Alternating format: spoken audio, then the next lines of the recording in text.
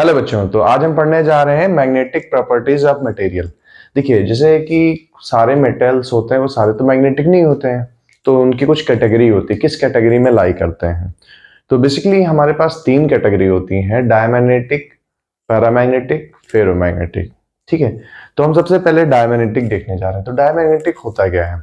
ऐसे मटेरियल जो सबसे, ये मान के चलिए, वीक मटेरियल्स, मतलब मैग्नेटिज्म के टर्म में बोले तो वीक रहते हैं, ये मैग्नेटाइज होते हैं opposite to the magnetic field. अच्छा, मैग्नेटाइज हम क्यों बात कर रहे हैं? यानी कि जब हम कोई मेटल्स को मैग्नेटिक फील्ड में रखते हैं तो हमें पता है कि एटम्स के अंदर जो छोटे छोटे इलेक्ट्रॉन्स होते हैं, आपने इलेक्ट्रॉनिक कॉन्फ़िगरेशन में लिखा होगा स्पिन की वजह से, तो इलेक्ट्रॉन जब मूव करता है तो क्या होता है, उसकी वजह से एक मैग्नेटिक फील्ड भी क्रिएट होती है अंदर एटम के अंदर। तो उनका नेट मैग्नेटिक मोमेंट जीरो होता है, क्योंकि इलेक्ट्रॉन का मोशन क्या होता है, रैंडम होता है इधर से उधर।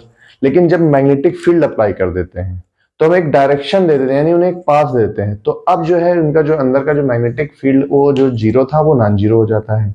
और ये हम कर पा रहे हैं जब हम एक्सटर्नल फील्ड अप्लाई कर रहे हैं। ठीक है, तो जब डायमैग्नेटिक मटेरियल को जब हम एक्सटर्नल फील्ड में रखते हैं तो जैसे कि आप देखें जो लाइंस हैं, ये क्या है, फील्ड लाइंस हैं, यानी जो magnetic field lines of force है, तो ये क्या है, ये बाहर बाहर जा रहे हैं क्योंकि ये रिपल करता है, ये मूव करता है stronger part to weak part of magnetic field में।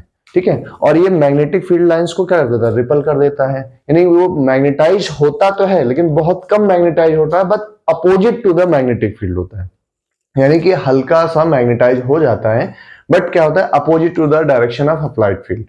तो इनके एग्जांपल्स क्या होते हैं? एग्जांपल है bismuth, copper, lead, silicon, nitrogen and water, as well as sodium chloride, जिसको हम नमक बोलते हैं। अच्छा, इनके अंदर ये प्रॉपर्टी आती कैसे है? जब हम किसी मेटल में जब करंट अप्लाई करते हैं, मतलब जैसे फील्ड अप्लाई करते हैं, तो उनमें क्या होता है, मोशन, करंट स्टार्ट हो जाती है, इंड्यूस करंट। तो जिसकी वजह से क्या होता है, जैसे लेंज का नियम आप जानते ही हैं, कंजर्वेशन ऑफ एनर्जी पे वर्क करता है।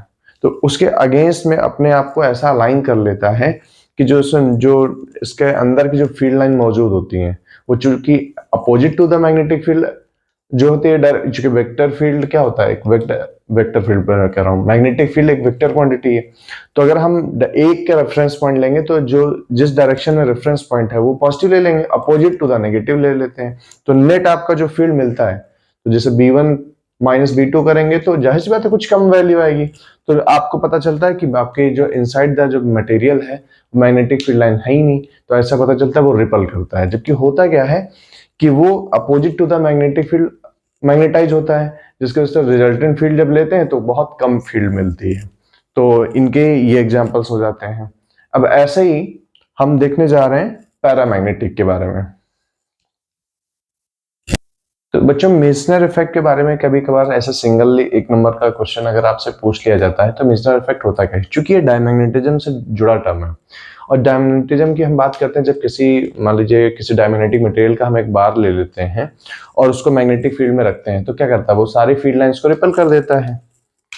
और ये संभव तब हो पाता है जब वो उसके अंदर कुछ करंट डेवलप हो सके। तो ये कुछ ऐसे बनेगा, यानी कोई भी सिंगल लाइन, ये मान लीजिए आपका स्पेसिमेन है और ये आपके फील्ड लाइंस हैं, तो कोई भी फील्ड लाइन को ये अपने अंदर से होके नहीं जाने देता है, मतलब कि रिपल कर देता है। तो ये जो स्पेसिमेन है क्या, एक्चुअली क्या होता है कि जिसका रेजिस्टेंस बिल्कुल जीरो, रेजिस्टेंस जीरो, हम जब रेजिस्टेंस जीरो की बात कर रहे हैं तो क्या कहते हैं, सुपर कंडक्टर है। तो सुपर कंडक्टर ही परफेक्ट डायमैग्नेटाइजिंग मटेरियल जो है एग्जिबिट करते हैं। ये ऑब्जेक्टिव टाइप में भी पूछा जाता है। तो सुपर कंडक्टर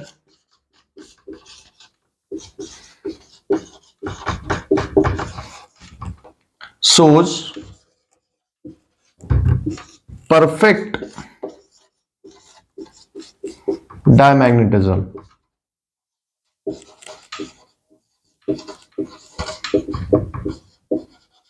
ठीक है, सुपर कंडक्टर ही परफेक्ट डायमैग्नेटिज्म जो है शो करते हैं। तो ये मेसनर इफेक्ट कहलाता है। होता क्या है कि जो एक स्पेसिमेन को एक्सटर्नल फील्ड में रखा जाता है और ये मैग्नेटिक फील्ड लाइंस को रिपल कर देते हैं। अब इस पे एक आपका एप्लीकेशन है।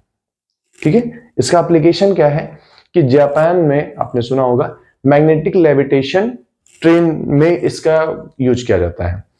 तो हमारे यहाँ तो नेता वादा ही करते हैं कि हवा में ट्रेन चला देंगे, लेकिन जापान में हवा में एक्चुअली ट्रेन चलती है।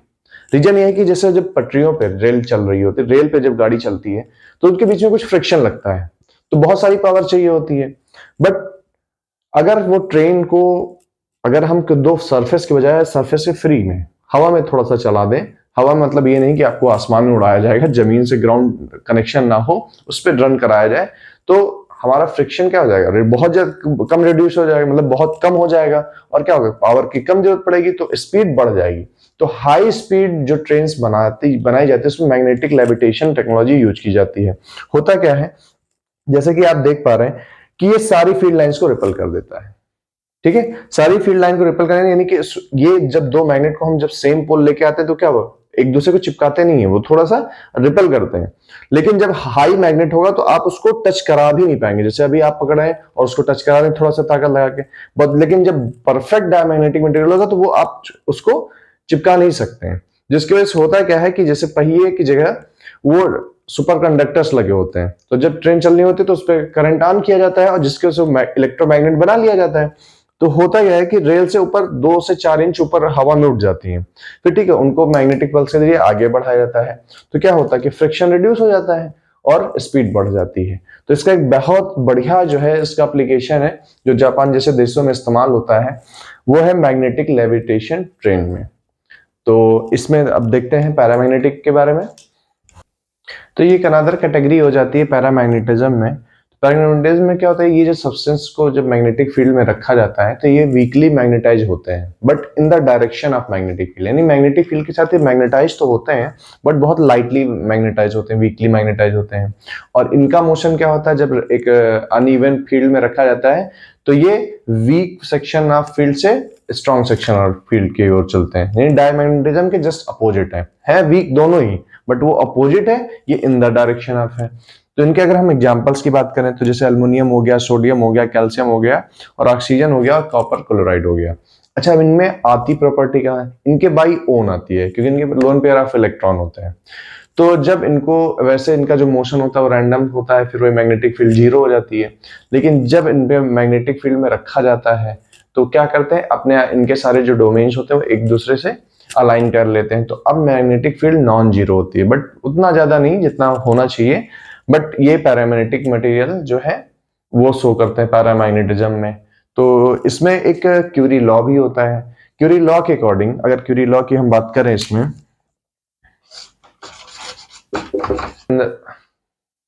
होता क्या है कि magnetization of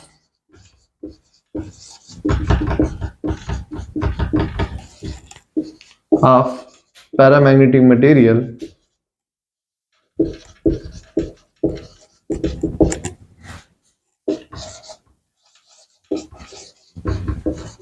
is inversely proportional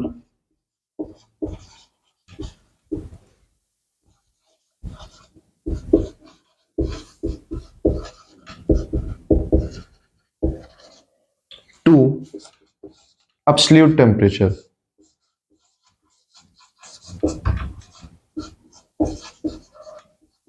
यानी अगर बात किया जाए तो जो मैग्नेटाइजेशन होता है पैरामैग्नेटिक का वो एब्सोल्यूट टेम्परेचर के इनवर्सली प्रोपोर्शनल होता है। तो जाई, अगर हम जाई एम की बात करें तो इनवर्सली प्रोपोर्शनल क्या हो जाएगा, 1/T के, और बाद में एक कांस्टेंट जुड़ जाएगा जाई एम के साथ में, इक्वल टू जाएगा C times mu naught by T. ये आपका क्यूरी लॉ होता है। ठीक है, तो देखिए क्यूरी लॉ आपके दो हैं। अगर हम पैरामैग्नेटिज्म की बात करते हैं तो मैग्नेटाइजेशन के बारे में बताया जाता है, एक आएगा क्यूरी बीज लॉ, वो फेरोमैग्नेटिज्म के टर्म में है। तो वहां पे भी एक टर्म आता है कि क्यूरी कांस्टेंट, ट्रांजिशन टेम्परेचर। तो यहाँ पे कंफ्यूजन बच्चों तो अधिकतर हो जाता है। तो अगर सिर्फ क्यूरी लॉ की बात कर रहा है तो हम पैरामैग्नेटिज्म के टर्म में देंगे, क्योंकि पैरामैग्नेटिज्म का जो पैरामैग्नेटिक मटेरियल्स होता है उनका जो मैग्नेटाइजेशन होता है वो एब्सोल्यूट टेम्परेचर के इनवर्सली प्रोपोर्शनल होता है। ठीक है, इतना ध्यान रखेंगे। तो magnetization of paramagnetic material is inversely proportional to absolute temperature. जाइए में आपका क्या होगा, इनवर्सली प्रोपोर्शनल टू टी हो गया। तो एक ये क्यूरी लॉ, ये पैरामैग्नेटिज्म में आता है। ठीक है, अभी अब जब फेरोमैग्नेटिक मटेरियल की बात करें तो वहां क्यूरी वीज लॉ होता है। तो यहाँ कंफ्यूज नहीं होना, क्यूरी लॉ पूछा जाएगा तो आपको ये वाला बोलना है, और अगर क्यूरी-वीज लॉ पूछेगा तो अभी जो आगे बताएंगे वो बताना रहता है। तो इसमें क्या होता है कि फेरोमैग्नेटिज्म में जब सब्सटेंस को मैग्नेटिक फील्ड में रखा जाता है तो ये स्ट्रांगली मैग्नेटाइज हो जाते हैं, इतने मैग्नेटाइज हो जाते हैं कि अगर फील्ड रिमूव भी कर लिया जाए तो भी इनके अंदर की magnetic material magnetic property remove overall मतलब जाता नहीं है, जिसकी वजह से इनको हार्ड मैग्नेट भी कहा जाता है।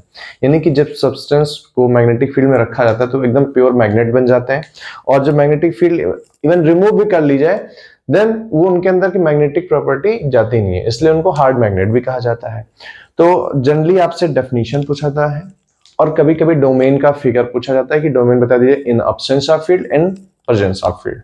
तो डोमेन क्या होता है कि जैसे हम माइक्रोस्कोपिक में बात करते हैं, जैसे एटम क्या करते हैं, मूव करते रहते हैं, तो उनके मोशन को हम डायरेक्शन से मतलब एरो से शो करते हैं, वो डोमेन कहलाते हैं। तो आपके दो डायग्राम इसमें बनेंगे। पहला डायग्राम बनेगा डोमेन फिगर इन अब्सेंस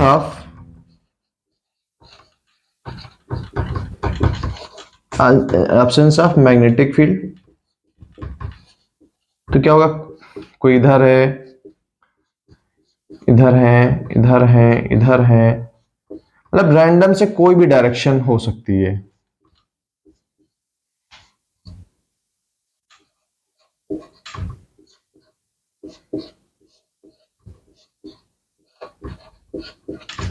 लेकिन यही जब हम फील्ड अप्लाई कर देते हैं इन प्रेजेंस ऑफ फील्ड,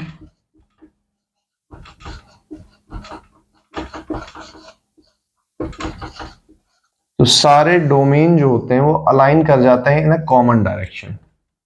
सारे डोमेन क्या कर जाएंगे, इन अ कॉमन डायरेक्शन अलाइन कर जाएंगे।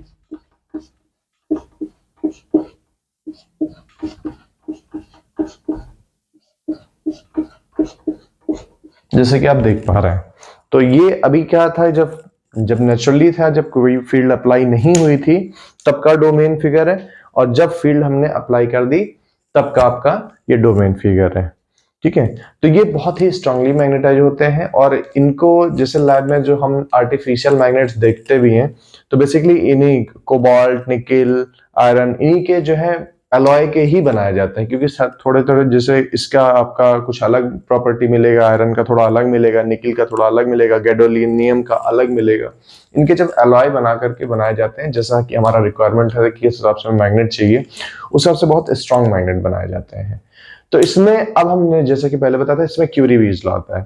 तो क्यूरी-वीज लॉ होता क्या है, जैसे कि हम जानते हैं जब टेम्परेचर बढ़ाते हैं किसी भी मटेरियल का तो उसका क्या होता है, रेजिस्टेंस बढ़ता है। कंडक्टर के केस में तो रेजिस्टेंस बढ़ेगा तो जाहिर सी बात है कंडक्टिविटी घटेगी, कंडक्टिविटी घटेगी नहीं कि तो उसमें मैग्नेटिक प्रॉपर्टी में भी चेंज आता है। तो इसी चेंज को हाईलाइट करता है क्यूरी-वीज लॉ। तो देखते हैं क्यूरी-वीज लॉ। तो जैसे हमने क्यूरी लॉ में पढ़ा था कि जो मैग्नेटिक प्रॉपर्टी होती है वो क्या होती है, inversely proportional to absolute temperature T होती है। तो जैसे बताया कि जैसे टेम्परेचर बढ़ाने पे क्या होता है, रेजिस्टेंस बढ़ता है, कंडक्टिविटी घटेगी, तो मैग्नेटिक प्रॉपर्टीज में भी चेंज आता है। तो एक कोई सर्टेन टेम्परेचर होता है Tc,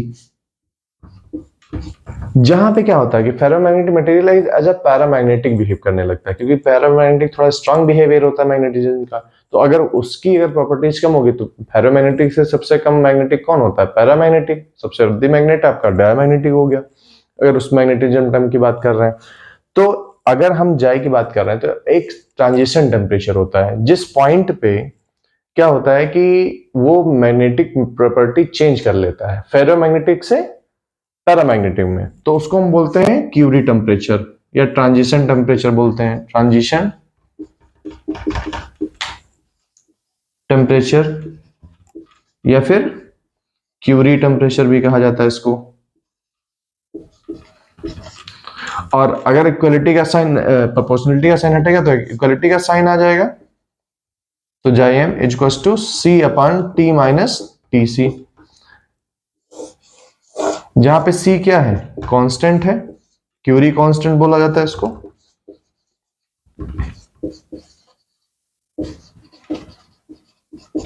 Tc क्या है आपका, ट्रांजिशन या क्यूरी टेम्परेचर या transition temperature.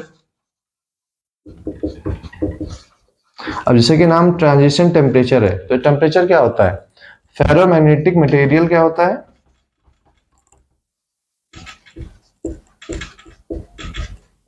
Change to paramagnetism. ये आपसे 1 नंबर का भी क्वेश्चन आ सकता है, ठीक है, कि ट्रांजिशन टेम्परेचर क्या होता है, क्यूरी टेम्परेचर क्या होता है। Temperature at which ferromagnetic substance change their behaviour to paramagnetism, ठीक है। यानी कि जैसे टेम्परेचर बढ़ता रहता है तो रेजिस्टेंस क्या होगा, बढ़ेगा, कंडक्टिविटी घटेगी तो मैग्नेटिक प्रॉपर्टी में भी चेंज आएगा। तो एक सडन टेम्परेचर आएगा, ऐसा आएगा जहां के बाद फेरोमैग्नेटिक मटेरियल आपको एज अ पैरामैग्नेटिक मटेरियल की तरह बिहेव करता नजर आएगा। उसी टेम्परेचर पे चूंकि ट्रांजिशन हो रहा है, फेज चेंज हो रहा है, तो उसी को ट्रांजिशन टेम्परेचर या फिर क्यूरी टेम्परेचर कहते हैं। अब इसमें आपसे कई बार डायग्राम से रिलेटेड क्वेश्चन आता है कि जैसे मान लीजिए ऑब्जेक्टिव टाइप आ गया, तो देखिए जब भी आएगा क्वेश्चन वो या तो फेरोमैग्नेटिज्म से पूछेगा या तो फिर पूछेगा आपसे डायमैग्नेटिज्म से। तो डायमैग्नेटिज्म में एक बात कॉमन रखना कि मैग्नेटिक फील्ड लाइंस को ये रिपल करते हैं जब इनको मैग्नेटिक फील्ड में रखा जाता है। और फेरोमैग्नेटिक मटेरियल क्या होते हैं, स्ट्रॉन्ग मैग्नेट होते हैं जो हमें हमारी रिक्वायरमेंट्स पूरी करते हैं, यानी कि जो मैग्नेट बनाए जाते हैं वो स्ट्रॉन्ग मैग्नेटिक फील्ड जो है शो करते हैं। तो इनके एग्जाम्पल्स आपके लिए इंपॉर्टेंट है। क्यूरी टेम्परेचर क्या होता है, ट्रांजिशन टेम्परेचर क्या होता है, ये इंपॉर्टेंट है और उसके डायग्राम से रिलेटेड आपको क्वेश्चन आते हैं इसमें। तो ये थ्योरेटिकल पार्ट होता है पूरा, ठीक है, इसमें आपको थ्योरी पढ़नी ही पड़ेगी, इसमें कोई न्यूमेरिकल नहीं बनता है।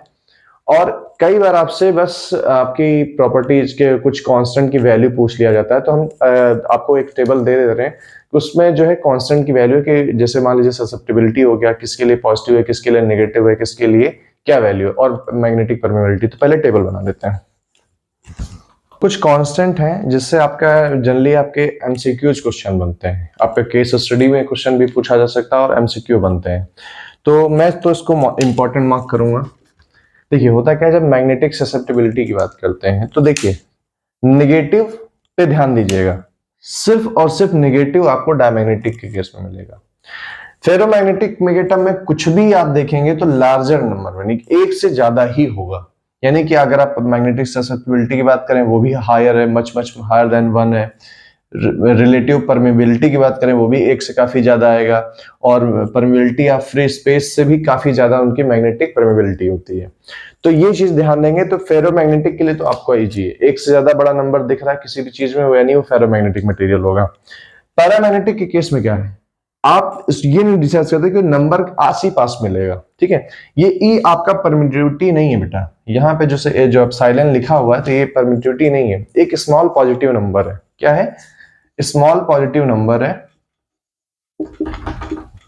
जनरली ये सिर्फ पैरामैग्नेटिक मटेरियल के लिए ही टर्म यूज होता है। जैसे कैटेगरी होती है ना कि जैसे रेजिस्टेंस के बात करें 1 ओम 2 ओम 3 ओम, या हम कैटेगरी के रैंकिंग कर दें, इस कैटेगरी का ये मटेरियल है, इस कैटेगरी का, तो ये एक स्मॉल पॉजिटिव नंबर होता है जो जनरली पैरामैग्नेटिक मटेरियल को कैटेगराइज करने के लिए यूज किया जाता है। तो लेकिन आप इस पे नहीं ध्यान देंगे, इस पे ध्यान देंगे कि ये पॉजिटिव और छोटी वैल्यू होगी, यानी पॉजिटिव और छोटी वैल्यू होगी ससेप्टिबिलिटी की। और रिलेटिव परमेबिलिटी की बात करेंगे तो 1 से ज्यादा होगी। ये यहाँ पे केस ध्यान दीजिए, यहाँ पे डायमैग्नेटिक की 1 से कम है बट इसकी 1 से ज्यादा है, उसकी तो वो 1 से काफी ज्यादा है। और जो मैग्नेटिक परमेबिलिटी ऑफ मटेरियल है, एक डायमैग्नेटिक ही ऐसा सब्सटेंस है जिसका magnetic permeability in free space से भी कम वैल्यू होती है। बाकी देखिए दोनों की ज्यादा है, ठीक है, इससे थोड़ी ज्यादा है, उसका तो बहुत ज्यादा होता है। लेकिन इसका जो डायमैग्नेटिक के केस में है, यानी कि जो डायमैग्नेटिक का जो आपका चाहे ये केस हो ससेप्टिबिलिटी का या फिर रिलेटिव परमेबिलिटी का या फिर मैग्नेटिक परमेबिलिटी का, तीनों ही इंपॉर्टेंट केस बनाते हैं। इनमें पूरा पोटेंशियल है कि एक एक नंबर के क्वेश्चन आपके पूछे जा सकते हैं। तो अगर नेगेटिव में आ रहा है या 0 से छोटी वैल्यू आ रही है, देखिए 0 से बड़ी है बट यहाँ 0 से छोटी है, तो 0 से छोटी जाहिर सी बात है नेगेटिव होता है। तो नेगेटिव में सिर्फ मैग्नेटिक ससेप्टिबिलिटी अगर किसी की भी होती है वो डायमैग्नेटिक मटेरियल की होती है। और अगर हम रिलेटिव परमेबिलिटी की बात करें तो यहाँ भी 1 से आपको छोटी मिलेगी बट पॉजिटिव वैल्यू मिलेगी। यहाँ नेगेटिव नहीं, नेगेटिव सिर्फ एक ही चीज होगा, वो क्या होगा, मैग्नेटिक ससेप्टिबिलिटी, और बाकी कोई वैल्यू नेगेटिव नहीं पाई जाएगी, एक ही वैल्यू पाई जाएगी मैग्नेटिक ससेप्टिबिलिटी, नथिंग एल्स, ठीक है। और वो भी डायमैग्नेटिक केस में। तो डायमैग्नेटिक के जो ये वाले केसेस हैं बहुत इंपॉर्टेंट है, इसको आप लोग बहुत ध्यान से देखिएगा और पढ़ाई अपना करते रहिए। और मैं कोशिश कर रहा हूँ कि आपके जो बोर्ड्स हैं उससे पहले पहले हम लगभग सारे चैप्टर्स के नोट्स अवेलेबल करा सकें। और अभी फिर हमें कुछ सैम्पल पेपर क्वेश्चन आपको हम प्रोवाइड करेंगे, तो उसके माध्यम से देखते हैं जितना पॉसिबल हो सकता है आपकी बोर्ड की प्रिपरेशन हम अच्छे से करा सकें ताकि आप अच्छा स्कोर कर सकें। तो थैंक यू।